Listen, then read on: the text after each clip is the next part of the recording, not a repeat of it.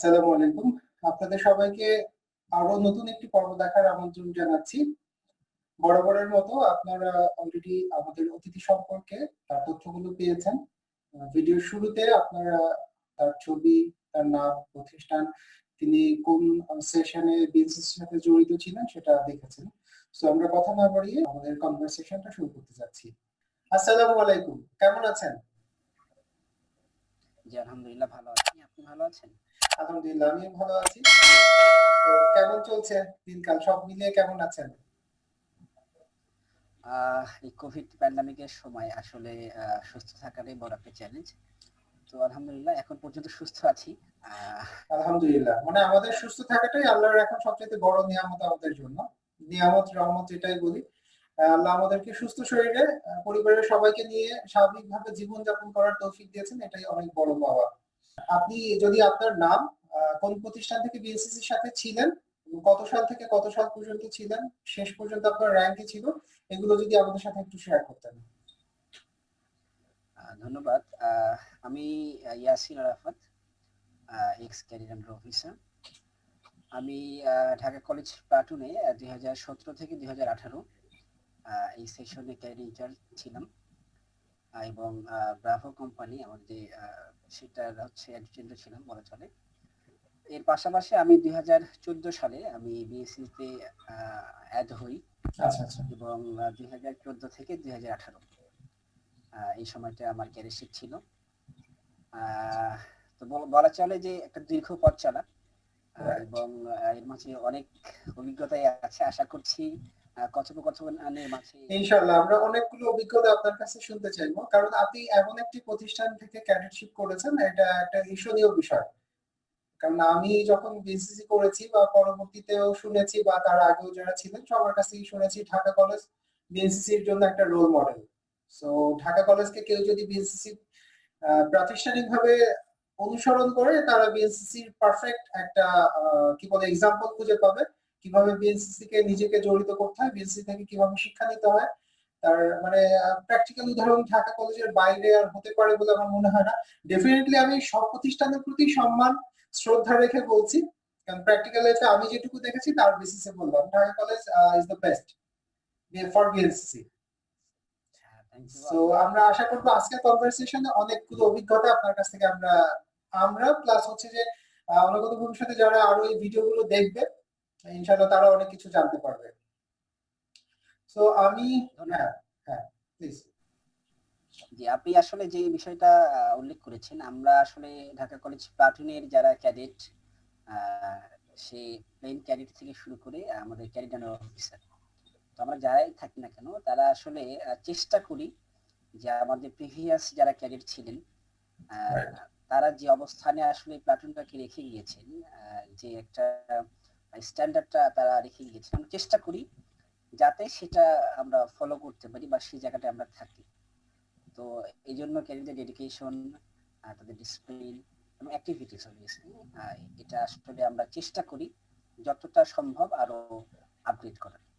Right. হ্যাঁ, আমি ওটাই এড করতে চাচ্ছিলাম, আপনি এড করে ফেলছেন। আপনারা আসলে উত্তর মানে সম্মান সমৃদ্ধি বৃদ্ধি করছেন। প্রিভিয়াস ক্যারেক্টার ডেফিনেটলি তারা ভালো ছিলেন, তাদের থেকে আপনারা চেষ্টা করেন তাদের থেকে আরো ছাপিয়ে যেতে।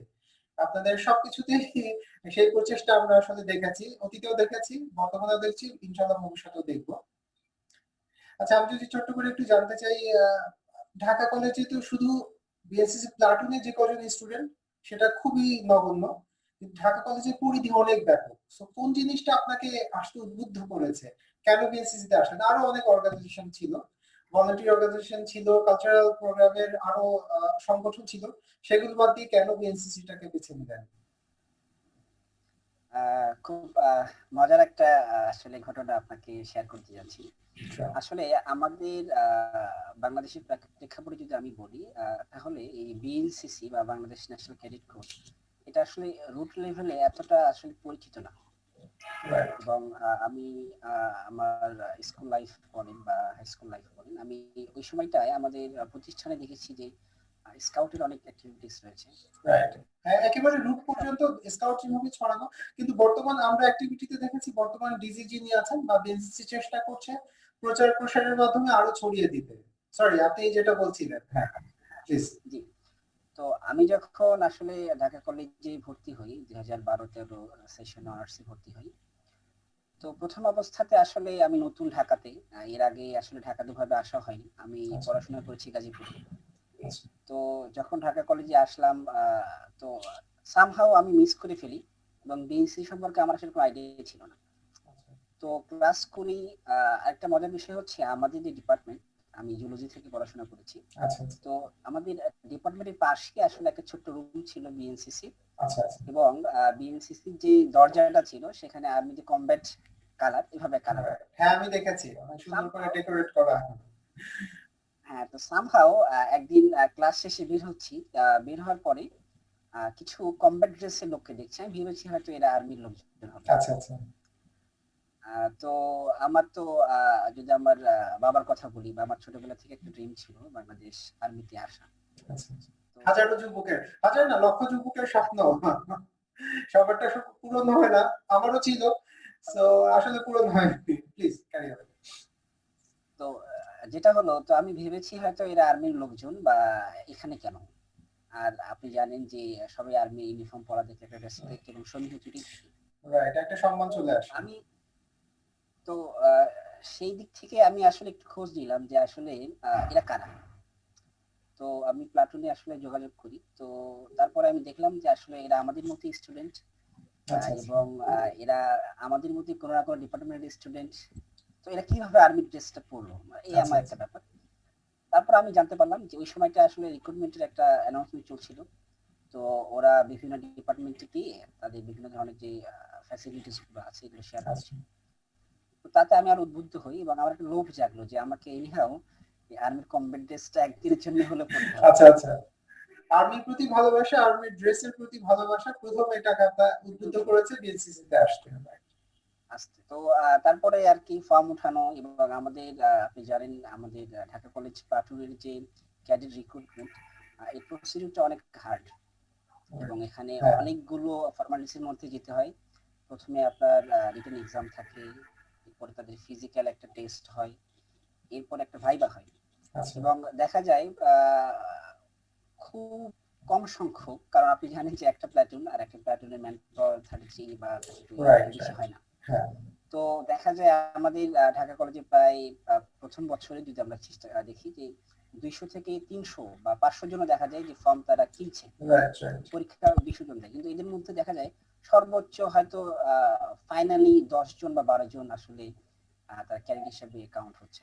ও তো সো টাফ, মানে চাপের ব্যাপার ছিল। আমার তো মনে হচ্ছে অলমোস্ট আর্মিতে যেরকম টাফ সেরকম ঢাকা কলেজ প্লাটুনে ক্যাডেট হওয়াটাই টাফ, সৌভাগ্যের বিষয় ডেফিনেটলি। সৌভাগ্যের বিষয়। এবং যেটা হলো যে আমি একটু শেয়ার করতে চাই। তো আমার ভাইবাটা হয়। তো ভাইভাতে আমাদের বিভিন্ন যারা এক্স ক্যাডার অফিসার থাকেন তারাও আসেন, আমাদের পিও বিটিও স্যারও থাকেন, এবং আমি যারা ইনস্ট্রাক্টর তারাও থাকেন। রাইট। তো আমি তো আসলে ওই সময় একটা সিম্পল স্টুডেন্ট, এত কিছু আমার জানা ছিল না। তো সামহাও আমি পরবর্তীতে পরিচিত হই আমাদের ex CO Faisal Mahmud sir. আচ্ছা আচ্ছা, ওনার হ্যাঁ সাথে ফয়সাল। আমার আচ্ছা ভাইভাটা হয়েছিল। উনি আমার ভাইভাটা নিয়েছিলেন। তো আমার এখনো মনে আছে। তো ভাইভাতে উনি অনেক মানে হ্যাপি হলেন এবং আমাকে বললেন যে তুমি যদি আসলে এখানে লেগে থাকো তাহলে তুমি অনেক কিছু ভবিষ্যতে পাবে। তো ডেফিনেটলি। ওই মুহূর্তে আসলে আমার মাথায় এতটা তো আসলে কাজ করেনি যে আসলে কি পাবো বা কি পাবো না, কারণ আমার একটা ইন্টেনশন ছিল যে একদিনের জন্য হলেও আমি আর্মির কমব্যাট ড্রেসটা পড়তে চাই। তো প্রাইমারি এটাই আমাকে আসলে ইন্সপায়ার করে। তারপরে গ্র্যাজুয়ালি আসলে অ্যাক্টিভিটির সাথে ইনভলভ হওয়া, এরপর আসলে একটা ভালো লাগা ভালোবাসা সবকিছু মিলিয়ে আসলে আজকে এই যে আমাকে দেখছেন আর কি। রাইট। সো আপনিও সেই সৌভাগ্যবানদের একজন যিনি ঢাকা কলেজ প্লাটুনের সদস্য হতে পেরেছেন। কিন্তু বিএনসিসি যখন শুরু করলেন, আপনার ড্রেসের আশা পূরণ হলো, স্বপ্ন পূরণ হলো, আর্মিদের সংস্পর্শে আসলেন। কিন্তু যখন ট্রেনিংটা শুরু হলো তখন মনে হয়নি যে এত স্টুডেন্ট লাইফে এত কষ্ট করব, দরকার নাই। ঠিক আছে টুকটাক যা করেছি এনাফ, ছেড়ে দিই। এটা আপনি কেন কন্টিনিউ করলেন? মানে সেই কষ্টটা মানে কেন ওভারকাম করলেন? কেন সহায় নিলেন আপনার নিজের সাথে? আসলে আমি যেটা বিশ্বাস করি, এবং পরবর্তীতে আসলে এটা আমি দেখেছিও যে যে কোনো একটা ভালো কাজ, সেখানে তো আসলে একটা চ্যালেঞ্জ থাকবে। তো সেখানে আপনার কিন্তু একটা ইমোশন খুব ভালো কাজ করে, ভালো লাগার একটা ভালোবাসার জায়গা তৈরি না হলে আপনি আসলে স্যাক্রিফাইস করতে পারবেন না, ডেফিনেটলি, ডেডিকেশনটা 100% এটা একটা তখন গুরুত্বপূর্ণ দিতে কথা। পারবেন। তো যেটা হলো যে যখন আমি আমার কথা বলি, আমি আমার 14 সালে বিএসসি তে ভর্তি হই ঢাকা কলেজ প্লাটুনে। বাট পুরো 14 সালে আসলে আমি একটা ক্যাম্পেও চান্স পাই না। ওহো। এটার অন্যতম কারণ হচ্ছে আমার আমার আমার আসলে শিখতে অনেক সময় লাগছিল। আচ্ছা। ড্রিলটা আমার পারফেক্ট ছিল না। তো আপনি নিজেও জানেন যে আমাদের যেকোনো একটা ক্যাম্পে আসলে সিলেক্ট হতে গেলে অনেক কম্পিটিশন করে আসলে টিকতে হয়। কারণ হচ্ছে হ্যাঁ, Dhaka college platoon perfect cadet ছাড়া শো আপ করবে না, এটা সবাই জানে। মানে পারফেকশন না আসা পর্যন্ত সে শিখতে থাকবে, এটা মানে ক্যাম্পে গেলে ঢাকা কলেজ প্লাটুনের ক্যাডেট মানে সে এক্সাম্পল আমাদের কাছে। Please carry on. সো পুরো 14 সালে 1 বছর গেল আমি আসলে কোনো ক্যাম্পে চান্স পাইনি ডিউ টু মাই মানে ড্রিলটা কমপ্লিট হয়নি বা আমি শিখতে আচ্ছা। পারছিলাম না। সো আমার যারা ব্যাচমেট ছিল তারা অলরেডি বিভিন্ন ক্যাম্প করে ফেলেছে, বাট আমি তখনও আসলে লার্নার। তো যেটা হলো যে ওই সময় আমাদের যারা সিনিয়র ছিলেন তারা আমাকে আলাদাভাবে আসলে টেক কেয়ার করা শুরু করলো, কারণ দেখা যাচ্ছে যে আমি আসলে তাদের থেকে অনেক পিছিয়ে পড়েছি। আচ্ছা। তো একসময় আসলে মনে হয়েছিল যে না আসলে আমি আর পারছি না, আমাকে দিতে হবে না, আমি বিএনসিসি করবোই না। এবং একটা মজার কথা বলি যে ওই সময়টা আসলে আমি ঢাকাতে তখনও শিফট হয়নি, আমি গাজীপুর থেকে আমাদের সকাল 7:30টায় আসলে গ্রাউন্ডে জয়েন করতে হতো। ও এটা তো ডিফিকাল্ট। আমাকে দেখা গিয়েছে গাজীপুর থেকে এখানে আসার জন্য ভোর 5টার দিকে উঠে বাস ধরে 5:30টায় উঠে দেন এখানে আসতে হয়েছে। সো খুব চ্যালেঞ্জ এটা। ডেফিনেটলি। তো আমার আসলে এদিকেও থাকলে আমাদের প্রতি ফ্রাইডেতে হতো আসলে ট্রেনিং গ্রাউন্ডটা ওই সময়টা, এখন চেঞ্জ হয়েছে। তো দেখা গিয়েছে যে আমাদের এখানে সাধারণ জ্ঞানের অনেক কম্পিটিশন হতো, আমি ওই দিকগুলো একটু ভালো করতাম।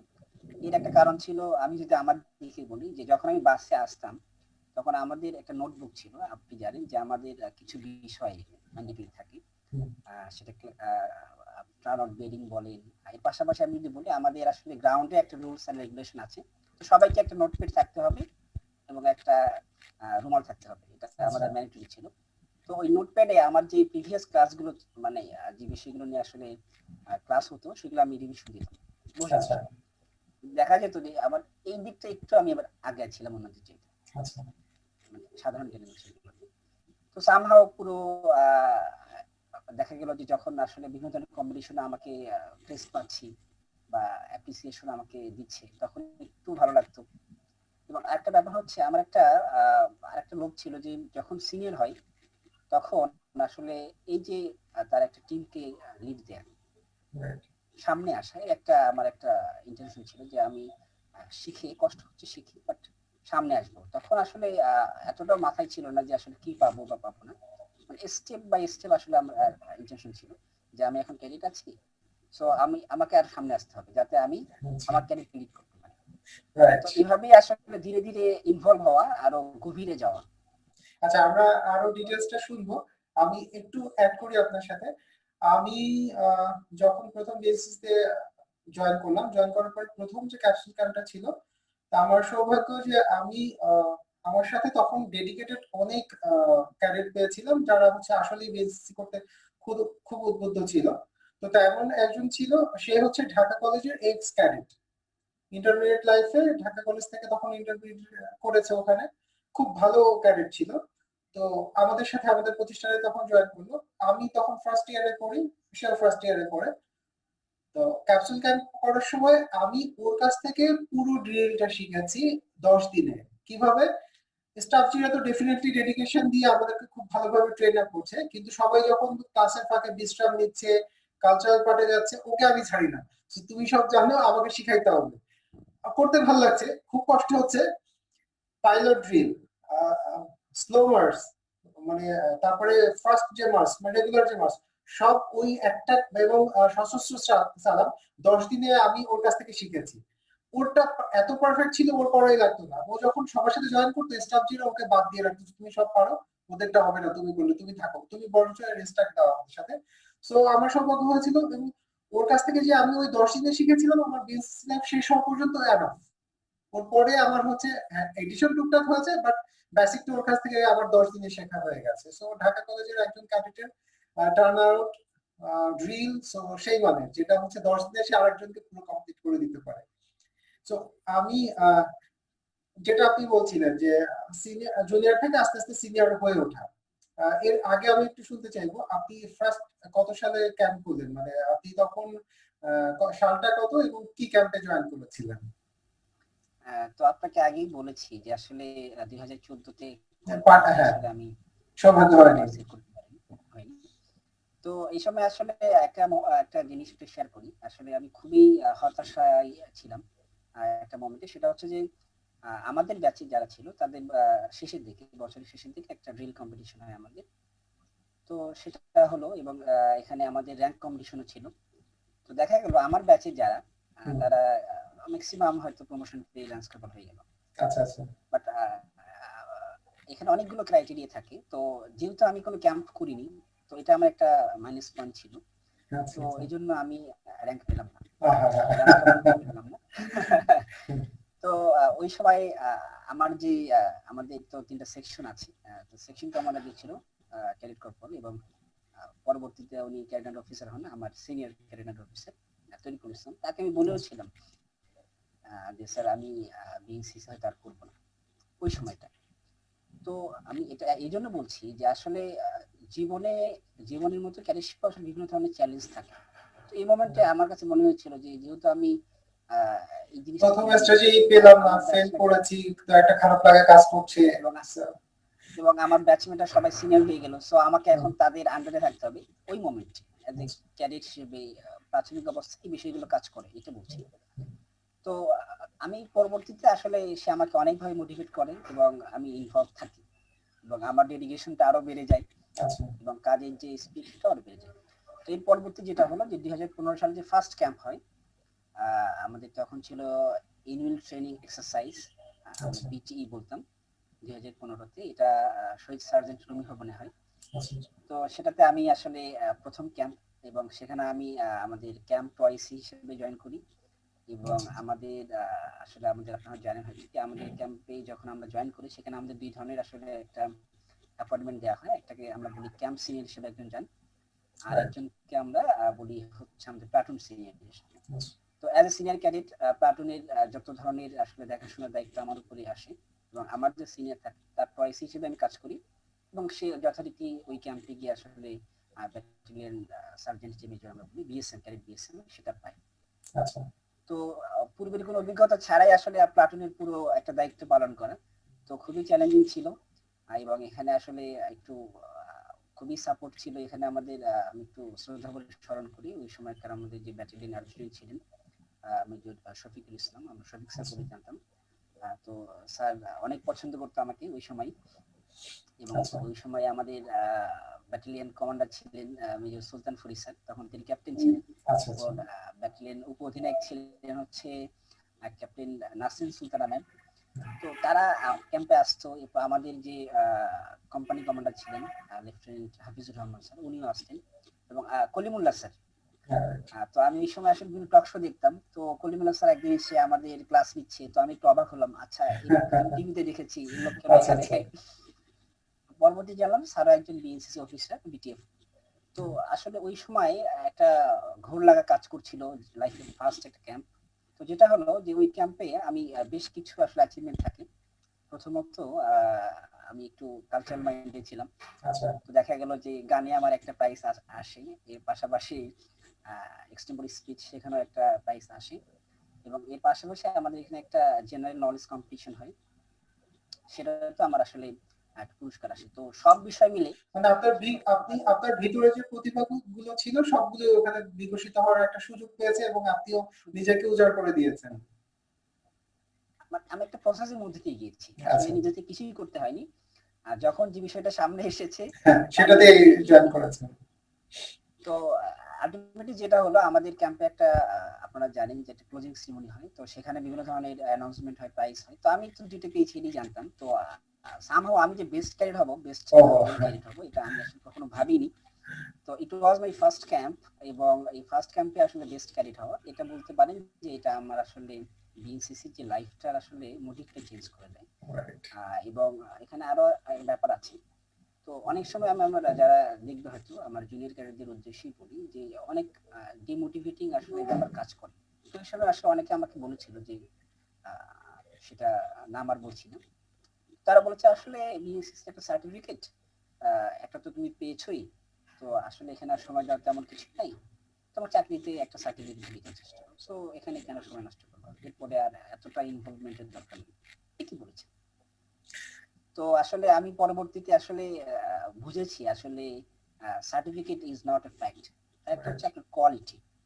এবং আমরা যেটা বিলিভ করি এবং আমি যেটা বলতে চাই, অনেকেই আসলে একটু কনফিউজিং এখন হয়তো, যে তারা কেন বিএসসিসি করছে, অ্যান্সারটা আসলে তারা জানে না। তো আমি যেটা বলতে চাই, আসলে বিএসসিসি করার এক নম্বর উদ্দেশ্য হচ্ছে, আমরা যেটা বলি আমাদের মোটো, যে গ্রুমিং ফিউচার লিডার। আসলে আমরা এখানে লিডারশিপ শিখতে আসি এবং এটাই হচ্ছে বিএসসিসি করার এক নম্বর উদ্দেশ্য। সেই লিডারটা যে কোনো জায়গাতে হতে পারে, আপনি যেখানেই যান না কেন, আপনি নট লাইক দ্যাট আপনাকে যেতে হবে। আপনি যদি কোনো প্রাইভেট সেক্টরেও কাজ করেন বা কোনো গভর্নমেন্ট সেক্টরে কাজ করেন, সো আপনি যাতে সেখানকার লিডার হতে পারেন। যে যেখানে থাকবে সে সেই ক্ষেত্র থেকেই লিড করবে, এরকম একটা কোয়ালিটি তৈরি করে দেয় ডেফিনেটলি। Right right. সো এটা হচ্ছে বিএসসিসি হচ্ছে শেখার এক নম্বর মোটিভ আমাদের, এবং সবাইকে ক্লিয়ার হয়ে আসা উচিত এই বিষয়টা। আর বাকি যা আছে সেটা হচ্ছে সাপোর্টিং। তো এটা ছিল আমার প্রথম ক্যাম্প, যেটা বলছিলাম 2015 সালে। সো খুব মেমোরেবল একটা ক্যাম্প ছিল, মেমোরেবল একটা ক্যাম্প, এবং অনেক অ্যাচিভমেন্টও বলা চলে। সো এরপর থেকে আসলে আরো গভীরে যাওয়া, আরো আসলে ভালো লাগা কাজ করা, এবং একটা মানে ইন্টেনশন এরকম ছিল যে আরো ক্যাম্পে যেতে হবে, যেহেতু ক্যাম্পটা ভালো করেছি। আপনি কতগুলো ক্যাম্প করেছেন, সব মিলিয়ে কতগুলো ক্যাম্প করা হয়েছে? ফর্মাল ক্যাম্প আমি যদি বলি, ধরেন কি বলে, ফায়ার সার্ভিস, সিভিল ডিফেন্সের একটা ট্রেনিং হয়, আমি ওগুলোকে কাউন্ট করছি না, আমি সরাসরি বিএসসির নিজস্ব তত্ত্বাবধানের যে ক্যাম্পগুলো হয় সেগুলোর কথা বলছি। এরকম কতগুলো ক্যাম্প করেছেন? আসলে আমি 3টা ব্যাটালিয়ন ট্রেনিং এক্সারসাইজ, বা আপনাদের সময় হয়তো ক্যাপসুল ক্যাম্প ছিল, এরপর 2টি ছিল হচ্ছে অ্যানুয়াল ট্রেনিং এক্সারসাইজ, আপনাদের সময় হয়তো বা সেটা এটিসি ছিল, বা অ্যানুয়াল ক্যাম্পিং আমরা সেন্ট্রাল। হ্যাঁ, তো আপনাদের মানে 2014 থেকে 2018 এই সময়টাতে আপনি এতগুলো ক্যাম্প করতে পেরেছেন, সাচ এ ডেডিকেশন, মানে ফুল ডেডিকেশন ছাড়া বা ইয়া ছাড়া সম্ভব না, মানে ডিফিকাল্ট। সো আমার একটা অপূর্ণতাও আছে, সেটা হচ্ছে যে বিভিন্ন কারণেই আমি আসলে আমাদের যে ন্যাশনাল ক্যাম্প আমরা বলি, বিজয় দিবস প্যারেড, ক্যাম্পটা আমি পার্টিসিপেট করতে পারিনি। দেখা গেছে যখন আমার ক্যাম্পটা হচ্ছে ওই সময়টা হয়তো আমার ফাইনাল পরীক্ষা হচ্ছে, তো তো বিভিন্ন কারণে আসলে এই ক্যাম্পটা আমার মিস গিয়েছে, এবং এটা লাইফে আমার একটা অপূর্ণতাই বলা চলে এখন পর্যন্ত। সো এই তো। এর মাঝখানে একটু পড়াশোনার কথা আসছে। সো বিএনসিসি এতগুলো ক্যাম্প করলেন, এতগুলো অ্যাক্টিভিটির সাথে জড়িত, সো পড়াশোনাতে কতটুকু ক্ষতি করেছে, বা আদৌ ক্ষতি করেছে কিনা, বা করলে কতটুকু করেছে? আসলে আমরা স্টুডেন্ট হিসাবে আমাদের একটা একটা মিনিটও অনেক গুরুত্বপূর্ণ, কারণ হচ্ছে একজন স্টুডেন্ট লাইফে তার প্রধান এবং প্রথম উদ্দেশ্য হচ্ছে পড়াশোনা করা। তো পড়াশোনার পাশাপাশি আমরা যখন এই ভলেন্টিয়ারি কাজগুলোর সাথে সম্পৃক্ত হই, সেটা আসলে আমরা সেলফ ডেভেলপমেন্টের জন্য। এটা অনেকে হয়তো ভাবে যে এখানে কাজ করলে টাকা পাওয়া যাবে, স্যালারি পাওয়া যাবে, নট লাইক দ্যাট। এটা আসলে আপনাকে গ্রুম আপ করবে ইন ফিউচারে। তো যেটা হলো যে যখন আমি আমার ডিপার্টমেন্টের ক্লাসগুলোতে, অনেক সময় দেখা যায় আমরা ক্যাম্প করি, ওই সময় হয়তো আমরা ক্লাসগুলো করতে পারি না, একটা গ্যাপ থাকে। বাট আমরা যেটা করতাম, এবং আমাদের ক্যারিয়ারদেরকে আমরা যেটাই বলেছি, যে আমাদের যে ফ্রি টাইম গুলো থাকতো, যে সময়টা দেখা যেত যে হয়তো আমরা ফ্রেন্ডদের সাথে আড্ডা দিয়ে শেষ করছি ক্লাসের ফাঁকে, অথবা ইন্টারনেটে ব্রাউজিং করে শেষ হয়ে যাচ্ছে, যুব সমাজে আজকে যে ধ্বংসের দ্বার প্রান্তে বলতে গেলে। সো আমরা এই সময়গুলোকে আসলে বিএসসিসির কাজে আসলে ইউজ করতাম, যে আমরা ওই সময়টা ফ্রেন্ডদের সাথে ইউজ না করে আমরা বিএসসি কে দিব। আমি আমাদের আগের ভিডিওগুলোতে এই জিনিসটাই বারবার মেনশন করেছি, যে বর্তমান যুব সমাজ মোবাইল ইন্টারনেটে এত বেশি আসক্ত হয়ে যাচ্ছে, তো তারা যদি পড়াশোনার পাশাপাশি বিএনসিসির মতো সংগঠন করে, এর থেকে ভালো আর হতে পারে না। শারীরিক, মানসিক সব ধরনের বিকাশ, সামনে নিজেকে, নিজের পরিবারকে, দেশকে, সমাজকে নেতৃত্ব দেওয়ার যে পারফেক্ট একটা গুণাবলী, ডেফিনেটলি তো আমরা ডিফেন্সে সরাসরি না, বাট তাদের কাছ থেকেই শিখছি শৃঙ্খলাবদ্ধ থেকে সুশৃঙ্খল ভাবে সব জায়গা থেকে কিভাবে নেতৃত্ব দেওয়া যায়। আপনি একটু আগে যেটা বলছিলেন, সেটা পড়াশোনার পাশাপাশি বেসিক থেকে ভালো এক্সাম্পল আর হতে পারে না, মানে উইথ লিমিট হতে পারে না। সো যখন আমরা এই কাজটা করেছি, তখন আসলে পড়াশোনার উপর এই চাপটা পড়েনি। কিন্তু আমি এটাও বলবো, কেউ যদি এমন মনে করেন যে আপনি বিএসসিতে সময় দিবেন, বন্ধুদের সাথে আড্ডা দিবেন। সো এখানে কিন্তু আপনার টাইমটা কিন্তু কমে যাচ্ছে পড়াশোনার ক্ষেত্রে। Right. সো কেউ যদি এভাবে ম্যানেজ করতে পারে যে আমি আমার এই ৩ বছর বিএনসিসি লাইফে যে সময়টা, আমার ফ্রি টাইমটা, লেজার পিরিয়ডটা আমি বিএনসিসি কে দিব, আর আমার পড়াশোনার সময়টা ঠিক থাকবে। আশা করি আসলে স্টুডেন্টদের কোনো সমস্যা হবে না, এবং মোটামুটি তাদের পড়াশোনা, একাডেমিক এবং পাশাপাশি বিএনসিসি লাইফ দুইটাতেই আসলে সে ভালো করতে পারবে। ডেফিনেটলি, কারণ আমরা বিএসসি করার সময় দেখেছি, আপনি যেটা বলছিলেন যে কেউ যদি মনে করে যে এখানে সারাক্ষণ আড্ডা দিবে বা খুব বেশি সময় দিবে, দু একজনকে দেখেছি আসলেই তারা পড়াশোনাকে ক্ষতি করে বিএসসি করেছে। সো তারা সাফার করেছে, তারা হয়তো একটু বোকামি করেছে, বাট বিএসসি করেও খুব সিনিয়র হয়েছে বিএসসি তে এবং ক্যারিয়ারেও খুব ভালো করেছে, এরকম তো এক্সাম্পল ভুরি ভুরি। সো দুটোই সম্ভব। আসলে এটা নির্ভর করে ক্যাডেটের মানসিকতার উপরে, তার পারিপার্শ্বিকতার উপরে, সে কিভাবে নিজেকে এখানে জড়াবে, সেখান থেকে কতটুকু অ্যাচিভ করবে অথবা কতটুকু সময় এখানে কিল করবে, সবকিছুই তার নিজের উপরে ডিপেন্ড করে। বাট এখান থেকে সবচেয়ে বড় বিষয় যেটা, সেটা হচ্ছে যে এখান থেকে শিখে যতদূর যাওয়া যেত তার থেকে আরো বেশি এগিয়ে যেতে এই জিনিস বেসিসটা হেল্প করে। সো ইয়েস নারফাত, আমি যদি আপনার এই লং জার্নিটা 2014 থেকে 2017-18, সেই ফ্রেশার ক্যাডেট থেকে ক্যাডেট অফিসার, ক্যাম্পের ক্যাডেট অ্যাডজুটেন্ট, বিশাল অ্যাচিভমেন্ট। তো এই জার্নিটা, টোটাল জার্নির কথা বলি, মানে কতটুকু কষ্ট দিয়েছে আপনাকে, বা কতটুকু আহ, সেই কষ্টের কি বলে আবরণে মুড়িয়ে কতটুকু আপনি স্ট্রং হয়েছেন, মানসিক ভাবে কতটা দৃঢ়তা পেয়েছেন এখান থেকে? যেটা আপনাকে আগেও বললাম যে আসলে দীর্ঘ একটা পথ, এবং এখানে যদি আপনার ভালোবাসা এবং যদি আপনার অনুভূতি না থাকে তাহলে আসলে কখনোই সম্ভব না। তো যেটা হয়েছে যে এই সময় আসলে আপনি ক্যাডেট যখন ছিলেন, মানে তখন তো সিনিয়রদের দেখে সব ক্যাডেটের ইচ্ছা করে যাও এরকম আমি ক্যাডেট অফিসার হব বা একসময় ক্যাম্প লিড করব, তখন কি মনে হয়েছিল যে আদৌ আপনি পারবেন? মানে তখন আপনার সেই কনফিডেন্সটা কেমন ছিল যখন ফ্রেশার ক্যাডেট ছিলেন? আহ, তো আপনাকে আগেও বলেছি, যখন ফ্রেশার ছিলাম আমার ব্যাচে যে আমি অলরেডি পিছিয়ে ড্রিলে, এবং আমার ও ব্যাচে রাইট, এটা আমরা একটু শুনতে চাই, সেটা ওভারকাম কিভাবে করলেন? ওই ক্যাম্পটা দিয়ে কি ওটা ওভারকাম হয়েছে, নাকি আপনি সবসময় ওদের পিছনে পিছনে ছিলেন?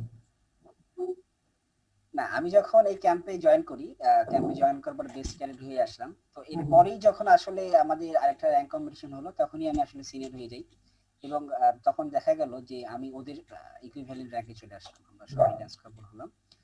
এবং তখন আমাদের মধ্যে আবার একটা কম্পিটিশন শুরু হলো, এর মধ্যে থেকে আবার আমাদের পরবর্তীতে বিভিন্ন অ্যাক্টিভিটিস এর মাধ্যমে দেখা গেল যে আমি নেক্সট যে আমাদের র্যাঙ্ক ক্যাডেট কর্প হলো সেটা আমরা একসাথেই হলাম।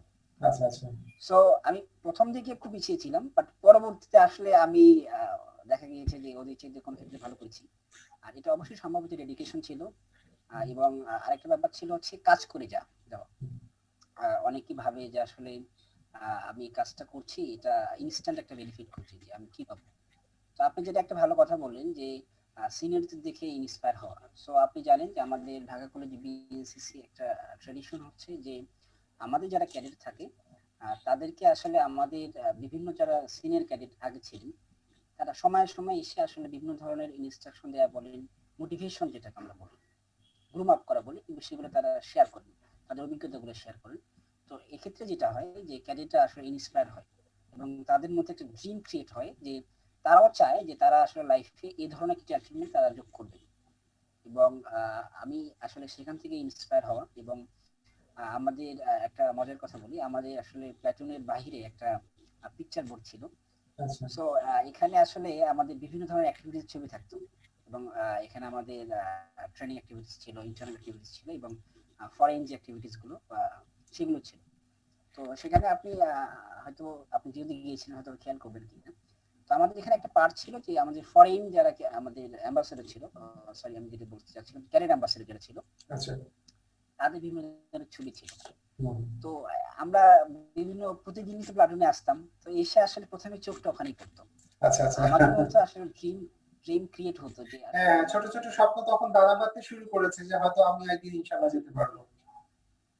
রাইট, যে আমাদেরও এইরকম একটা আমরা যদি বলতে চাই যে এখানে আমরা ক্যারিয়ার অ্যাম্বাসেডর হব, বা আমাদের একটা ছবি যাতে এখানে শোভা পায় নিচে। সো আসলে এগুলো দেখে ইন্সপায়ার হওয়া। এবং কাজের প্রতি আসলে ডেডিকেশনটা আরো বেড়ে যায়। সো ফাইনালি আপনার স্বপ্নটা কি পূরণ হয়েছিল? আপনি কি ফরেন ট্যুরে সিলেক্ট হয়েছিলেন? সেটা যদি আমার সাথে একটু শেয়ার করেন। আহ, হ্যাঁ, আসলে আল্লাহর রহমতে আমি 2017 সালে আসলে রাজস্থান যে আমাদের একটা ক্যামেল সাফারি বছরই প্রথম শুরু হয়, আচ্ছা সেটা আচ্ছা, আসলে সুযোগ পাই। এবং আলহামদুলিল্লাহ। 2017 নভেম্বরে আসলে আমি ইন্ডিয়া সফর করি। আচ্ছা তো এটা আরেকটা মজার ব্যাপার ছিল। তো এটা যেহেতু ফার্স্ট টাইম ছিল, কারণ হচ্ছে এর আগে আমাদের কর্ণাটক ট্যুর ছিল একটা, সেটা স্টপ হয়ে এটা নতুন ও আচ্ছা বছরই শুরু হয়। তো ওখানকার ওখানে যারা ক্যাডেট ছিল সেখানে আমি সিনিয়র হিসেবে থাকি। আমি তখন আচ্ছা। অলরেডি সেন্ট্রাল ক্যাম্প করে এসেছি এবং আন্ডার অফিসার হয়েছেন কতদিন? আমি সি ছিলাম, রাইট। আচ্ছা এবং আমি তখন সিও ছিলাম। আচ্ছা তো এই বিষয়গুলো নিয়ে আসলে আহ, অনেক একটা স্বপ্নও ছিল। তো আলটিমেটলি আসলে স্বপ্নটা পূরণ হয় এবং আমরা ইন্ডিয়াতে যাই। যাওয়ার পরে আমাদের যে ইন্ডিয়া ঘুরে দেখানো হয় এবং রাজস্থানে যে বিভিন্ন যে আমাদের সিটিগুলো আছে, জয়পুর, জয়সালমের, সেগুলো আচ্ছা আমরা আচ্ছা। দেখি। এবং মজার ব্যাপার ছিল, এখানে ক্যামেল রাইডিং একটা ইন্টারেস্টিং পার্ট ছিল। হুম, হুম, হুম। এবং এটা আপনি জানেন যে পৃথিবীতে ওয়ান অফ দ্য বিগেস্ট হচ্ছে একটা আপনার হচ্ছে দ্য থর ডেজার্ট। তো হুম। সেখানে আসলে আপনার আমাদের ক্যামেল সাফারি করা বা এটা বিরল অভিজ্ঞতা বাংলাদেশের তৃতীয় হিসাবে ওটা একটা বিরল অভিজ্ঞতা, কারণ ওটা আসলে আহ, মানে রেয়ার, মানে করাটা ডিফিকাল্ট। ডিফিকাল্ট। এবং আলটিমেটলি আমাদের শেষের দিকে এসে আসলে তাজমহল ঘোরানো হয়, যেটা আসলে আমি মনে করি সব ক্যান্ডিডেটের ড্রিম থাকে ড্রিম থাকে। যে তাজমহল। নট অনলি ক্যাডেট, মনে করি সব মানুষের একটা ড্রিম থাকে যে হ্যাঁ, তাজমহল সে আর জীবনের কোনো না কোনো সময় সে একা হোক বা জীবন সঙ্গীকে নিয়ে হোক তাজমহল দেখতে যাবে। এটা শুধু বাংলাদেশিদের নয়, সারা পৃথিবীর মানুষেরই কাছেই একটা ড্রিম থাকে যে তাজমহলটাতে যদি যেতাম, খুব ভালো একটা নিদর্শন। দেখে। সো সো সব মিলে ভালো একটা অভিজ্ঞতা ছিল এবং এখানে আমাদের সাথে সিঙ্গাপুর, রাশিয়া এবং কাজাকিস্তান এবং ইন্ডিয়ান ক্যাডেটরাও ছিল। বাংলাদেশি কতজন ক্যাডেট ছিলেন আপনারা? আমরা ক্যাডেট ছিলাম 8 জন এবং আমাদের এখানে অফিসার হিসেবে ছিলেন তৎকালীন যে এয়ার উইং এর squadron leader Hasib Hasib sir ছিলেন। আচ্ছা, হাজি হাসিবুল আলম উনি ছিলেন। আপনাদের ফরেন ট্যুরটা কতদিনের ছিল? কোথায় কোথায় ঘুরতে গিয়েছিলেন? আসলে আমরা 2017 সালের হচ্ছে আপনার 18 নভেম্বর আমরা ইন্ডিয়ার উদ্দেশ্যে আসলে করি। তো আমাদের ট্যুরটা টোটাল 12 দিন ছিল। এবং এখানে আমাদের প্রথমে আমরা দিল্লিতে যাই। তো দিল্লিতে আমরা যখন নামলাম, তারপরে সেখান থেকে আমরা এখানে আপনি যেহেতু গিয়েছেন আগে, আপনি জানেন যেহেতু এনসিসির একটা একাডেমি আছে। So Delhi cante. ওরাতে আমরা এনসিসির একাডেমিতে থাকি, ডরমিটরিতে থাকি। এবং so it was a great experience আমি যদি বলি, কারণ হচ্ছে যে আমাদের যেহেতু এরকম কোনো আসলে একাডেমি মানে এখনো নেই ধরতে গেলে, তো আমরা আসলে নতুন একটা এনভায়রনমেন্টে গিয়েছি এবং তাদের যে ওয়েল কি বলবো, ওয়েল যে ডেকোরেশন বলেন বা ম্যানেজমেন্ট বলেন, সবকিছু আসলে দেখা। যদিও ওই দিন পুরো বিকালটা আমরা পুরো এনসিসি একাডেমিটা ঘুরে দেখলাম এবং এরপর আমরা আসলে একটু দিল্লিতেও যাই। আমাদের আসলে কিছু অফিসিয়াল কাজও ছিল। তো এর পরবর্তীতে পরের দিন সকালে আসলে আমরা আর্লি মর্নিং এ আমরা বের হই এবং প্রথমে আমরা জয়পুর যাই। এবং জয়পুর থেকে আসলে আমাদের সাথে আমাদের যে বাকি আরো সিঙ্গাপুর আসছে এবং কাজাকিস্তান ওরাও ছিল, ক্যানাডা ছিল। আমরা জয়সালমীর ভিজিট করি। এরপর আমাদের পরবর্তী দিনে আসলে ডেজার্টে আমাদের ক্যামেল রাইডিং হয় এবং আমরা নিজেরাই ক্যামেল রাইড করি। রাইড করার পরে পুরো ইভিনিংটা আসলে আমরা ডেজার্টে থাকি এবং এরপর আমাদের আসলে একটা ক্যাম্প ফায়ার হয়। ক্যাম্প ফায়ার হওয়ার পরে আমরা যথারীতি পরবর্তী দিন আবার জয়পুরে ব্যাক করি এবং জয়পুর পুরো হিস্টোরিক্যাল প্লেস গুলো দেখি এবং সেখানে নাইট স্টে করার পর পরবর্তী দিন আমরা আসলে আগ্রাতে যাই। আচ্ছা এবং আগ্রাতে যাওয়ার পর আমরা সেখানে নাইট স্টে করি এবং পরবর্তী দিন সকালবেলা আসলে আমরা তাজমহল ভিজিট করি আচ্ছা এবং ওখানে কিছু সময় থাকার পর পরবর্তী বিকালের দিকে আমরা আবার দিল্লিতে ব্যাক করি। এবং যেটা হয় আমাদের ইভিনিং এ একটা ডিজি সাথে আমাদের একটা মিট থাকে। সো ডিজি এনসিসি তার সাথে আমরা একটা গেট টুগেদার বা একটা মিট হয় আমাদের। মিট হওয়ার পর আসলে সেখানে আমাদের বিভিন্ন সেশন গুলো থাকে, বিভিন্ন লার্নিং গুলো আমরা শেয়ার করি এবং এখানে আমাদের একটা প্রাইজ গিভিং সিরিমনি থাকে। সো ওদিন রাত্রে আসলে সবার মধ্যে একটা ভালো ইন্টারাকশন হয় আমাদের ফরেন ক্যাডেট এবং আমাদের মধ্যে, সেটা আপনিও জানেন যে কারণ পরবর্তী দিন আমরা আবার দেশে ফিরে আসবো। সো আপনাদের ট্যুরটা কতদিনের ছিল? আপনাদের ট্যুরটা কতদিনের ছিল? আপনারা টোটাল কতজন ক্যাডেট ছিলেন আহ, সব দেশ মিলিয়ে? আসলে এখানে আমাদের 12 দিনের ক্যাম্প ছিল। এখানে আমরা তো 8 জন ছিলামই, এর পাশাপাশি রাশিয়ান ক্যাডেট ছিল আপনার 20 জন, সিঙ্গাপুর ছিল 16 জন এবং কাজাকিস্তানে ছিল 12 জন। আচ্ছা। সো অ্যারাউন্ড 40 আপ ক্যাডেট ছিল এখানে আমাদের সব তো সব মিলিয়ে আমার কাছে খুব মনে হচ্ছে খুব এক্সাইটেড একটা ট্যুর ছিল এটা, এবং ঈর্ষণীয় ট্যুর ছিল। আর সব ক্যাডেটেরই একটা ড্রিম থাকে ফরেন ট্যুরে যাওয়ার। আমরা পরে কোনো একদিন সেশনে শুনবো যে কিভাবে আসলে নিজেকে প্রিপেয়ার করতে হয় ফরেন ট্যুরে যাওয়ার জন্য। ঠিক আছে, আমরা ডেফিনেটলি ক্যাডেটদের উদ্দেশ্যে সেরকম একটা, আপনার কাছ থেকে সেরকম একটা সেশন করব, খুব শর্ট সেশন, যেখানে আপনি আমাদেরকে বলবেন যে কিভাবে নিজেকে প্রিপেয়ার করতে হয়, ইন্ডিয়া ট্যুরে কিভাবে যেতে হয়। নিশ্চয়ই আমরা নেক্সট কোন একটা এপিসোডে শুনবো। আচ্ছা, আমি যদি আপনার ক্যাম্পের একটু অভিজ্ঞতা খুব সংক্ষেপে একটু শুনতে চাই। আপনি ক্যাডেট অ্যাডজুটেন্ট হিসাবে একটা ফাইনাল মানে সেন্ট্রাল ট্রেনিং ক্যাম্প লিড করেছিলেন। আপনি ক্যাডেট অ্যাডজুটেন্ট হিসাবে কিভাবে সিলেক্ট হয়েছিলেন বা নিজেকে কিভাবে প্রিপেয়ার করেছিলেন সেটা যদি একটু আমাদের সাথে বলতেন। বা আসলে আপনাকে চুজ করার পেছনে বিএসসি কি জিনিসটা পছন্দ করেছিল, না এই ক্যারেক্টার এই জিনিসগুলো ভালো, যেটা হচ্ছে রোল মডেল হতে পারে, সেই জিনিসগুলো যদি একটু শেয়ার করতেন। আসলে আমি যেটা মনে করি সব ক্যাডেটেরই একটা স্বপ্ন থাকে সিনিয়র ক্যাডেট হওয়া, এবং সিনিয়র ক্যাডেট হওয়ার পরে তাদের মধ্যে আরেকটা ড্রিম থাকে যে কোনো একটা ক্যাম্পে তারা আসলে মোর সিনিয়র হিসেবে ক্যাম্পটাকে লিড করবে। তো আলহামদুলিল্লাহ আমার সেই সুযোগটা সামনে আসে এবং সেটা 2017 সাল। 2017 সালের আসলে 3 ফেব্রুয়ারি থেকে 14 ফেব্রুয়ারি আমাদের ক্যাম্পটা ছিল বাইপেলে বিসিস একাডেমিতে। সো মজার ব্যাপার হচ্ছে আমি আসলে 2 তারিখ পর্যন্ত জানতাম না যে আমি ক্যাম্পে জয়েন করছি। আচ্ছা। তো সামহাও আমি জয়েন করি। জয়েন করার পরে যেটা আপনিও জানেন যে আমাদের ইভিনিং এ একটা আমাদের কম্পিটিশন হয়। সো সেই কম্পিটিশনে বিভিন্ন রেজিমেন্ট থেকেই আসলে আমাদের ক্যাডেটদেরকে ওখানে কম্পিটিশনে ডাকা হয়। সো সেখানে আমাদের বিভিন্ন ড্রিল কম্পিটিশন ছিল, কমান্ড কম্পিটিশন ছিল, এর পাশাপাশি কালচারাল ব্যাপারগুলো দেখা হয়। সো আমি যেটা মনে করি যে একজন সিনিয়র ক্যাডেট হয়ে একটা ক্যাম্প লিড করার মতো যোগ্যতা সবারই থাকে, না হলে তো সে সিও হতে পারে না। ডেফিনেটলি। কিন্তু তার মধ্যেও আসলে যদি ব্যতিক্রম কিছু থাকে তাদের কি আসলে সিলেক্ট করে।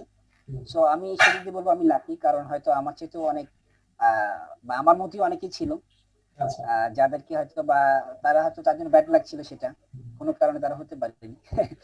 বাট আচ্ছা। আমার জন্য এটা একটা গুড লাকি ছিল, এবং আমি মনে করি যে হয়তো ড্রিল একটা ব্যাপার ছিল, কমান্ড একটা ব্যাপার ছিল, এবং ওভারঅল কমান্ড এবং হচ্ছে ম্যানেজমেন্ট, ক্যাডেট ম্যানেজমেন্ট। কারণ আপনি জানেন যে একটা ক্যাম্পে একজন ক্যাডেট অ্যাডজুটেন্ট তার খুব বড় একটা রোল প্লে করতে হয়, কারণ রিপোর্টিং করা থেকে শুরু করে ক্যাডেটদেরকে ডেফিনেটলি তাকে রোল মডেল হতে হয়, কারণ তার সবটা দিক জুনিয়র ক্যাডেট বা তার সামনে যারা থাকবে বা তারপরে যারা আসবে তারা তাকে যেন অনুসরণ করতে পারে।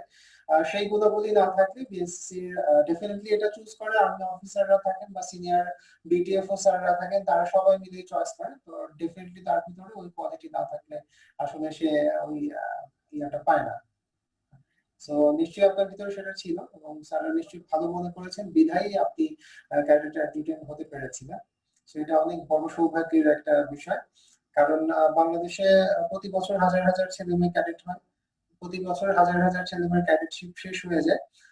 অনেক ছেলে মেয়ে হয়তো ক্যাডেট আন্ডার অফিসার হয়, কিন্তু হাতে গোনা কয়েকজন সিএ হিসাবে নিজের যোগ্যতার পরিচয় দিতে পারে। সো আপনি সেই সৌভাগ্যবানদের একজন। এছাড়া বিএসসি থেকে যদি অ্যাচিভমেন্ট আর কি বলি, একটা হচ্ছে আপনি সিএ হয়েছেন, ইন্ডিয়া ট্যুরে গিয়েছেন, এছাড়া যদি আর অ্যাচিভমেন্ট বলেন। আসলে আমি তো এই বিষয়গুলো বললাম যে এটা আসলে আমাদের বিএনসিসি এইচকিউ থেকে কিছু অ্যাচিভমেন্ট। সো আপনি জানেন যে Dhaka college platoon one of the best platoon in Bangladesh, আমাদের ডেফিনেটলি। একটা ট্রেডিশন রয়েছে। সো যখন আমি ইনচার্জ হলাম তখন আমার মধ্যে আসলে কিছু চ্যালেঞ্জ ছিল।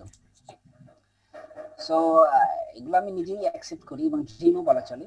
তার মধ্যে আপনি হয়তো জানেন যে আমাদের একটা ট্র্যাডিশন হচ্ছে যে কমান্ড হ্যান্ড ওভার, এবং আমরা যেটাকে বলি অ্যাডমিনিস্ট্রেটিভ ইন্সপেকশন একটা অনুষ্ঠান আমরা করি, যার মাধ্যমে আমরা আমাদের রেজিমেন্ট কমান্ডার অথবা আমাদের যে বিএনসি ডিজি স্যার থাকেন তাকে নিয়ে এসে আমাদের প্লাটুনটাকে পরিদর্শন করা এবং আমাদের কমান্ড হ্যান্ড ওভার হয়। আমাদের যে প্রিভিয়াস ইনচার্জ ছিলেন সেই জুনিয়র ইনচার্জকে আসলে কমান্ড হ্যান্ড ওভার করেন। সো এই অনুষ্ঠানটা দীর্ঘদিন বন্ধ ছিল, সামহাও হয়নি, বিভিন্ন কারণে হয়নি, সময় সুযোগ বিভিন্ন কারণে হয়নি। আমার সৌভাগ্য হয়েছে 2 টাইমস ঢাকা কলেজে যে সেই কমান্ড হ্যান্ডওভার সেরিমনিটা এনজয় করার। Very gorgeous. সো এটা 2012 তে লাস্ট হয়।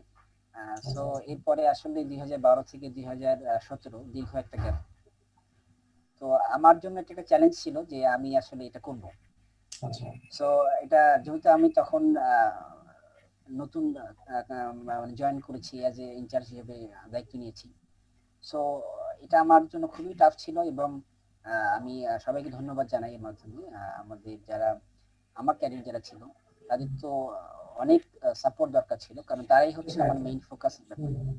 আপনার স্ট্রেংথের জায়গাটাই তারাই করেছে যে আমার যারা ক্যারিয়ার ছিল এই সময়কার ক্যারিয়ার ল্যান্ডস্কেপ সার্জেন্ট। এর পাশাপাশি ওই সময় আমার যে ইমিডিয়েট সিনিয়র সিইও ছিল মোহাম্মদ তরিকুল ইসলাম, তার একটা বিশাল অবদান ছিল এবং অনুপ্রেরণা ছিল। এর পাশাপাশি যদি বলি ওই সময় যিনি পিও ছিলেন এবং প্রিন্সিপাল স্যার ছিলেন তাদের একটা বিশাল সহযোগিতা ছিল।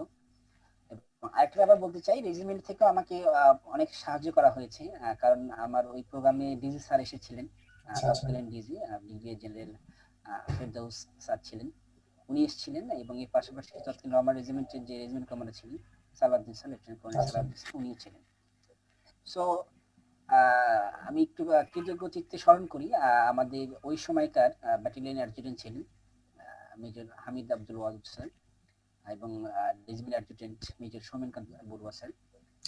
তো স্যারদের কাছ থেকে আসলে অনেক সাপোর্ট পেয়েছি, কারণ রেজিমেন্ট থেকে একটা সাপোর্ট না পেলে আসলে এই ধরনের বড় একটা প্রোগ্রাম কখনোই পসিবল না। এত দীর্ঘ বিরতির পরে এত বড় একটা প্রোগ্রাম অ্যারেঞ্জ করা ডেফিনেটলি সবারই সহযোগিতা আপনি পেয়েছেন, বাট আপনার সেই প্রচেষ্টা ছিল বিধায়ী তারা সহযোগিতা করেছে। এবং একটা মজার ব্যাপার হচ্ছে যে বাংলাদেশে আসলে খুব কম প্লাটুনে আছে এবং আমি খুব কমই দেখেছি যারা আসলে এই ধরনের একটা অনুষ্ঠান করে অফিসিয়ালি আসলে কমান্ড হ্যান্ড ওভার করা। সো এটা খুব একটা চ্যালেঞ্জিং কাজ ছিল এবং আমি আরো ধন্যবাদ জানাই আমাদের যারা এক্স ক্যারিয়ার ছিলেন, এক্স ইনচার্জ ছিলেন, তারা দীর্ঘ একটা গ্যাপ ছিল। সো যারা এই প্রোগ্রামগুলো করেছেন তারা বিভিন্ন অভিজ্ঞতা শেয়ার করে এবং অন ফিল্ডে ট্রেনিং দিয়ে আমাদেরকে আসলে হেল্প করেছে যে আসলে যাতে একটা এরর ফ্রি একটা অনুষ্ঠান হয়। তো আলহামদুলিল্লাহ অনুষ্ঠানটা ভালো হয়েছিল। তো এটা আমার ক্যারিয়ার লাইফে অন্যতম একটা স্মরণীয় মুহূর্ত বলা চলে। অফিসিয়ালি আসলে আমাদের ব্রিগেডিয়ার জেনারেল আমাদের বিএনসি তৎকালীন ডিজি স্যারকে সামনে রেখে আসলে একটা কমান্ড নেয়া, তো এটা আমার জন্য আসলে আমার প্লাটুনের মধ্যেই বলি আমার জন্য ডেফিনেটলি অনেক বড় একটা অ্যাচিভমেন্ট, অনেক বড় একটা অ্যাচিভমেন্ট। এবং এর পাশাপাশি আরেকটা অ্যাচিভমেন্ট আমি যদি বলতে চাই, অনেক কথাই আছে আমার ইন্টার্নশিপের মধ্যে। আরেকটা হচ্ছে যে আমাদের ঢাকা কলেজ প্লাটুন একটা ইউনিক ব্যাপার হচ্ছে যে আমরা প্রতি বছর একটা ম্যাগাজিন বের করতাম। আচ্ছা। আমাদের ক্যাডেটদের বিভিন্ন সেখানে রচনা থাকতো, সাহিত্য রচনা থাকতো, বিভিন্ন স্মৃতি কথা থাকতো। তো দীর্ঘদিন এই ম্যাগাজিনটা বন্ধ ছিল। আমাদের ম্যাগাজিনটার নাম ছিল অনির্বাণ এবং এটা সর্বশেষ 2003 সালে এটা পাবলিশ হয় এবং তৎকালীন যে সিইও ছিলেন শরীফ মোহাম্মদ শাহরিয়ার স্যার, উনি এটা সর্বশেষ বের করেছিলেন। কারণ একটা আমি কাজ করার সময় বুঝেছি যে আসলে কেন এত বছর এই গ্যাপটা ছিল এবং কত পরিমাণ ডেডিকেটেড হলে আসলে এই কাজটা করা যায়। এটা আসলে আমার ক্যারিয়ারটা দেখেছি এবং আমিও দেখেছি তাদের ডেডিকেশন, আপনি নিজেও জানেন। সো 2018 শেষের দিকে আসলে এটা আমি বের করতে সমর্থ হই, একটা ম্যাগাজিন যার নাম ছিল অনির্বাণ এবং দীর্ঘ 2003 থেকে 15 বছর। সো এটা ডেফিনেটলি অনেক বড় একটা অ্যাচিভমেন্ট, কারণ এত বছরের পুরাতন একটা ঐতিহ্য আবার ফিরিয়ে আনা ডেফিনেটলি অনেক বড় চ্যালেঞ্জ ফেস করেছেন আপনি এবং সেই চ্যালেঞ্জটা ওভারকাম করতে সক্ষম হয়েছেন। নিশ্চয়ই আপনি সাধুবাদ শোনার দাবি রাখেন। এবং এটা মজার ব্যাপার হচ্ছে যে এই কাজটা করার সময় অনেক সময় আমার মনে হয়েছে যে আর আমি পারছি না বা আমার পক্ষে সম্ভব না, কিন্তু সামহাও আল্লাহ চেয়েছিলেন আমার ক্যারিয়ারটা কাজ করেছে। ইনশাল্লাহ আপনি যে দুটো ঐতিহ্য আবার ফিরিয়ে এনেছেন ওটা ডেফিনেটলি কন্টিনিউ হবে। আর আমাদের সুযোগ ইনশাআল্লাহ, থাকলে আমরা সেইগুলো দেখবো ইনশাল্লাহ। ইনশাআল্লাহ। বা আমার মতো আমি এক্স আপনার থেকে শেয়ার করব। ইনশাল্লাহ। আর আমার মতো যারা এখন রানিং, আমরা তো অনেক আগে শেষ করেছি। এখন যারা রানিং ক্যাডেট আছে তারাও বিভিন্ন প্রতিষ্ঠান থেকে ঢাকা কলেজ ইনভাইট করে। ঢাকা কলেজ বিভিন্ন প্রতিষ্ঠানের সিনিয়রদের বা অনেক ক্যাডেটকে ইনভাইট করে তাদের প্রোগ্রাম দেখার জন্য। সো তারাও ইনশাল্লাহ এগুলো দেখে আরো শিখতে পারবে এবং এনজয় করতে পারবে। সো দীর্ঘ একটা পথ চলা এবং এই সর্বশেষ অ্যাচিভমেন্টে আসলে আমি যদি যুক্ত করতে চাই, তাহলে ২০১৮ সালে সারা বাংলাদেশের মধ্যে আমি শ্রেষ্ঠ ক্যাডেট হিসেবে নির্বাচিত হই। ব্যাপারটি এরকম ছিল, প্রতি ইটস আ বছর হিউজ এডুকেশন মিনিস্ট্রি অ্যাচিভমেন্ট, থেকে হিউজ অ্যাচিভমেন্ট। আহ, হ্যাঁ, কংগ্রাচুলেশন। প্রতি মেনি বছর many congratulations. Thank you, thank you. তো যেটা হয়, প্রতি বছর এডুকেশন মিনিস্ট্রি থেকে একটা অনুষ্ঠান আয়োজন করা হয় জাতীয় শিক্ষা সপ্তাহ নামে। এবং এখানে বিভিন্ন ক্যাটাগরিতে আসলে বেস্ট সিলেক্ট করা হয় সারা বাংলাদেশের মধ্যে। বেস্ট শিক্ষা প্রতিষ্ঠান, বেস্ট শিক্ষক, স্টুডেন্ট, এরপর সঙ্গীতে থাকে, ডান্সে থাকে। সো ভলেন্টারি অর্গানাইজেশনের মধ্যে স্কাউট এবং বিএনসিসি দুইটা আলাদা ক্যাটাগরি ছিল।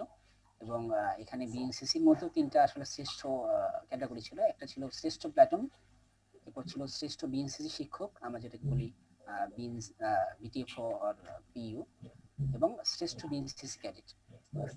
সো ২০১৮ সালে আমার ২০১৭ সালে সমগ্র কর্মকাণ্ড বিবেচনা করে এবং ওখানে আমাদের ড্রিল কম্পিটিশন হয়েছে এবং কালচারাল অ্যাক্টিভিটিস দেখা হয়েছে। তো আলহামদুলিল্লাহ সেখানে আমি শ্রেষ্ঠ ক্যাডেট হিসেবে সিলেক্ট হই। এবং এখানে বিচারক হিসেবে আমাদের বিএনসিসিও, বর্তমানে যাদেরকে আমরা বলছি বিএনসিসিও বলতে বাংলাদেশ ন্যাশনাল ক্যাডেট কো অফিসার, এবং তৎকালীন বিটিএফও ছিলেন। সো তারা জাজ থাকেন সেখানে। সো এটা আমার জন্য স্মরণীয় একটা মুহূর্ত যে আমি এরকম একটা জাতীয় পর্যায়ের একটা কম্পিটিশনে বাংলাদেশের শ্রেষ্ঠ ক্যাডেট হিসেবে সিলেক্ট হই। এবং এটা বিভিন্ন ফেজে আসলে হয়। প্রথমে এটা থানা পর্যায়ে থাকে, এরপর থানা থেকে এটা জেলা পর্যায়ে, জেলা থেকে ডিভিশনাল, এবং ডিভিশনাল থেকে আসলে বেস্ট যারা হয় তাদেরকে নিয়ে আসলে ন্যাশনাল প্রোগ্রামটা হয়। সো সো এটা একটা ব্যাপার দ্যাটস ছিল, দ্য এবং আরেকটা বেস্ট অফ মজার ব্যাপার হচ্ছে বেস্ট। যে আহ, মানে এবং শ্রেষ্ঠদের ভিতরে শ্রেষ্ঠ এরকম একটা বিষয়। এবং আরেকটা মজার ব্যাপার হচ্ছে, আমি তো ক্যাডেট হিসেবে এখানে বেস্ট হই। ও বছরও আমাদের ঢাকা কলেজ প্লাটুন দ্বিতীয়বারের মতো সারা বাংলাদেশের মধ্যে বেস্ট প্লাটুন হিসেবে স্বীকৃতি পাই। হ্যাঁ, তো এটা আমার ডেফিনেটলি জন্য আপনার সব ক্যাডেটদের মধ্যে আপনারও অনেক বড় কন্ট্রিবিউশন ছিল বিধায় ঢাকা কলেজ এটা অর্জন করেছে। ডেফিনেটলি ঢাকা কলেজের নিজস্ব কিছু বৈশিষ্ট্য এর ভিতরে অবশ্যই জড়িত ছিল, আদারওয়াইজ এটা সম্ভব ছিল না। তার সর্বোপরি আপনার এবং আপনার ক্যাডেটদের সেই ডেডিকেশনটা এখানে অ্যাড হয়ে সেই অ্যাচিভমেন্টটা তুলে আনতে সাহায্য করেছে। আর আমি বারবার যেটা সরি বারবার যেটা বলেছি যে ঢাকা কলেজ বিএনসিসি বাংলাদেশের বিএনসিসির জন্য একটা কি বলে উজ্জ্বল দৃষ্টান্ত। কেউ কোনো প্রতিষ্ঠান বা কোনো ক্যাডেট যদি ঢাকা কলেজকে ফলো করে তো ডেফিনেটলি সে বিএনসিসি থেকে যতটুকু শিক্ষা নেওয়ার শিখতে পারবে। তো সেটাই আমি বলছিলাম যে আসলে এন্ট্রি লেভেলে বা যখন একজন ক্যাডেট বিএনসিসিতে আসলে ভর্তি হয়, সেই সময়কার তার যে বিভিন্ন চ্যালেঞ্জ গুলো থাকে, তো কেউ যদি আসলে ভালোবেসে সে কাজগুলো করে এবং চ্যালেঞ্জ গুলো ওভারকাম করে, তাহলে আলটিমেটলি আসলে সে বিএনসিসি থেকে আর কিছু না পাক, তাদের সেলফ ডেভেলপমেন্ট হবে এবং ইন দ্য লং রান তার নেক্সট লাইফে যে সেটা হেল্প করবে, সেটা আসলে সে পরবর্তীতে বুঝতে পারবে। কারণ আসলে এখন আমি প্রফেশনাল লাইফে আছি, এখন আমি নিজেও সেটা ফিল করি যে আসলে ওই সময়কার যে আমার বিভিন্ন অ্যাক্টিভিটিস গুলো, সেগুলো বর্তমানে আমার যে কাজ সেগুলোকে কিভাবে হেল্প করছে। তো এটা একটা লার্নিং। কারণ হচ্ছে শুধুমাত্র পুঁথিগত বিদ্যা দিয়ে আসলে জীবনে আপনি নিজেও হয়তো মানবেন যে খুব বেশি দূর আসলে যাওয়া যায় না।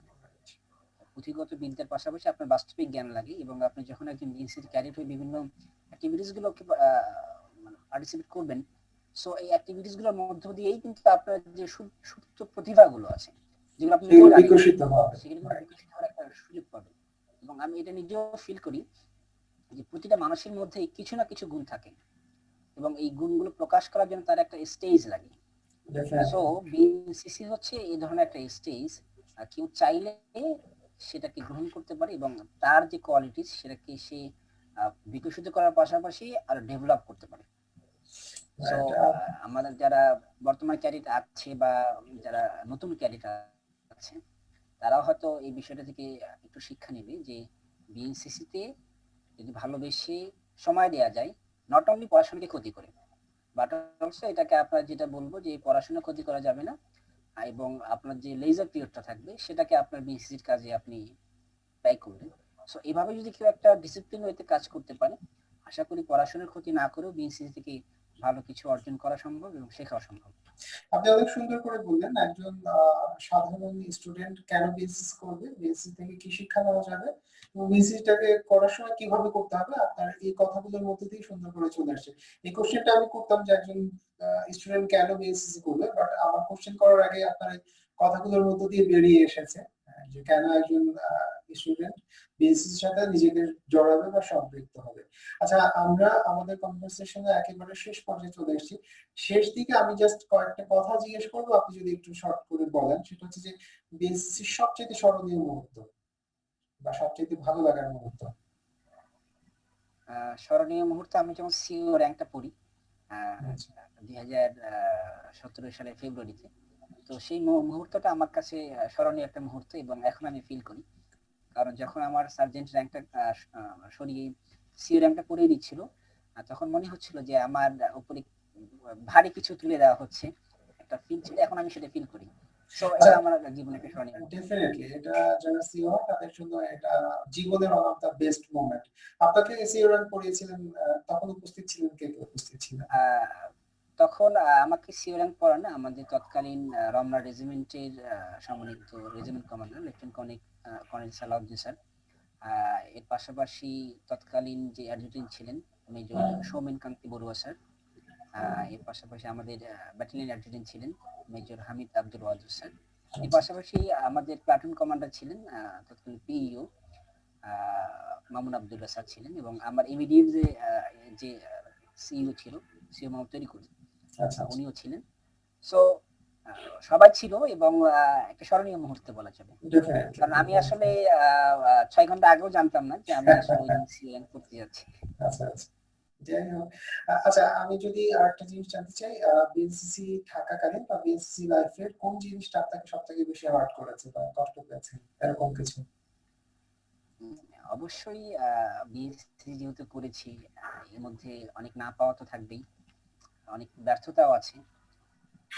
সো এই ব্যর্থতাগুলো ভুলে আসলে কাজ করে যাওয়ার পরেই সফলতাগুলো আসে।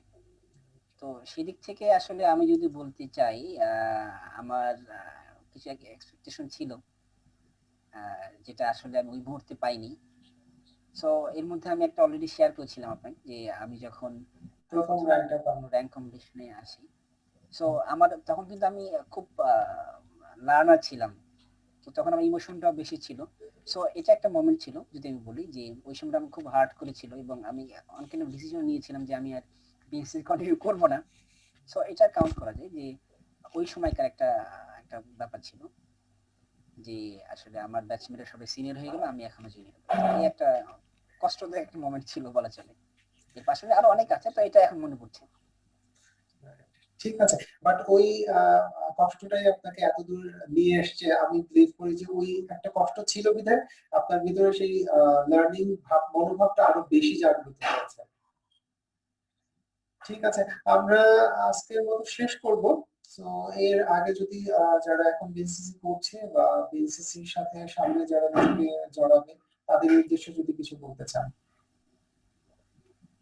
আসলে আমি বর্তমান যারা ক্যাডেট আছেন বা যারা এখনো বিএসসিতে ভর্তি হবেন বলে চিন্তা করছেন, তাদের জন্য এটুকুই বলবো যে আসলে আমাদের যখন শিক্ষা জীবন আমরা শুরু করি, সেটা আপনারা জানেন যে অনার্স হোক বা ইন্টারমিডিয়েট হোক, তখন কিন্তু একটা প্রতিষ্ঠানে অনেকগুলোই আসলে সংগঠন থাকে।